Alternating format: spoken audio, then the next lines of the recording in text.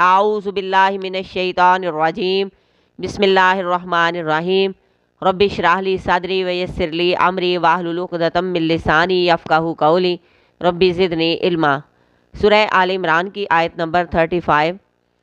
اذ قالت امرأۃ، جب کہنے لگی بیوی عمران کی، ربی اے میرے رب، انی بے شک میں، نظر کیا میں نے، لکا تیرے لیے، ماں جو فی بطنی میرے پیٹ میں ہے، محررن آزاد، فتقبل پس تو قبول کر لے، منی مجھ سے، انکا بے شک تو، انت السمیع العلیم تو ہی ہے خوب سننے والا خوب جاننے والا۔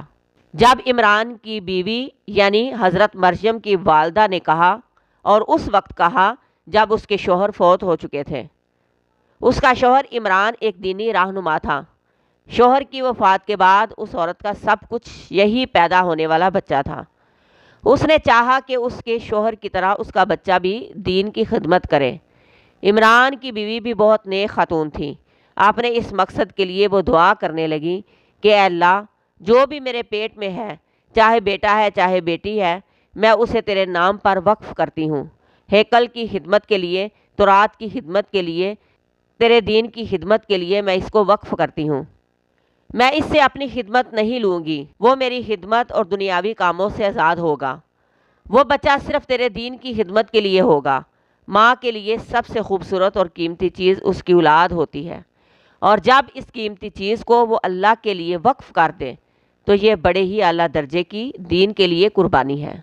عموماً لوگ اولاد سے اپنی امیدیں جوڑتے ہیں، لیکن اگر کوئی اپنا فائدہ چھوڑ کر بچے کو اللہ کے دین کی خدمت میں لگا دے تو پھر اللہ بہت ہی قدردان ہے، وہ اس قربانی کو رائگاں نہیں جانے دے گا۔ عمران کی بیوی دعا بھی کر رہی ہے اور ساتھ یہ کہہ رہی ہے کہ اللہ تو اس کو قبول بھی فرما لے۔ وہ اپنے اس جذبے میں کتنی سچی تھی، کتنی مخلص تھی کہ اللہ نے اس کے اس جذبے کو اس طرح بیان کیا۔ کہنے لگی، اے اللہ میری اس خدمت کو قبول فرما، بے شک تو ہی خوب سننے والا خوب جاننے والا ہے۔ جن عظیم ہستیوں نے اپنے فائدے کو چھوڑ کر اپنے آپ کو اور اپنی اولاد کو اللہ کی خاطر وقف کر دیا، اللہ کے دین کی خاطر بڑی سے بڑی قربانی سے بھی پیچھے نہیں ہٹے، تو اللہ نے ان کے درجات بلند کرنے کے ساتھ ساتھ ان کے نام کو بھی باقی رکھا۔ اس لیے کہ اللہ جو ہم کہتے ہیں خوب سنتا ہے، اور جو ہمارے دل و دماغ میں ہے، اچھا ہے کہ برا ہے، سچا ہے کہ جھوٹا ہے، دین کے لیے ہے کہ اللہ کے لیے ہے، اپنے فائدے کے لیے ہے کہ دنیا داری کے لیے ہے، وہ رب خوب جانتا ہے، اور وہ رب انسان کی نیتوں کے مطابق ہی بدلہ دیتا ہے۔